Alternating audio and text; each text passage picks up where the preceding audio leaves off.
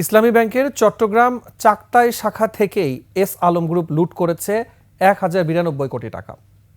ঋণের নামে এই অর্থ লুটপাট হয়েছে বিতর্কিত ব্যবসায়ী এস আলমের ছেলে এবং ব্যাংকটির সাবেক চেয়ারম্যান আহসানুল আলমের নেতৃত্বে।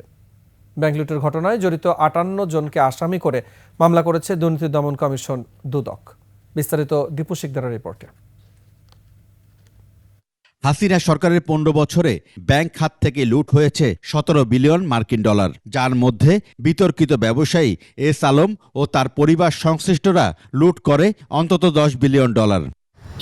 দুর্নীতি দমন কমিশন দুদকের অনুসন্ধান বলছে, এস আলমের ছেলে আহসানুল আলম চেয়ারম্যান থাকাকালীন তার সহায়তায় ইসলামী ব্যাংকের চট্টগ্রাম চাকতাই শাখা থেকে লুটপাট হয় 1092 কোটি টাকা।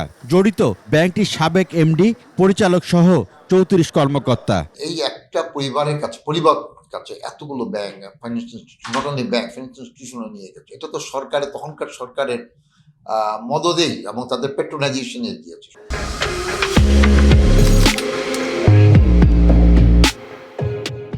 ঋণের নামে দুঃসম্পর্কের আত্মীয় গোলাম সারোয়ার চৌধুরীর মেসার্স মুরাদ এন্টারপ্রাইজকে ব্যবহার করেন এস আলম।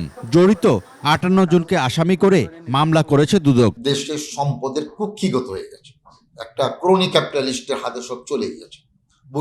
দেশের সম্পদের কোনো রিডিস্ট্রিবিউশন ভাবে হয়নি, সেটারই একটা প্রতিফলন। কিন্তু এদিকে ফার্স্ট সিকিউরিটি ইসলামী ব্যাংকে থাকা এস আলম ও তার পরিবারের সদস্যদের 125টি অ্যাকাউন্ট অবরুদ্ধ করতে বিশেষ জজ আদালতে আবেদন করেছে দুদক।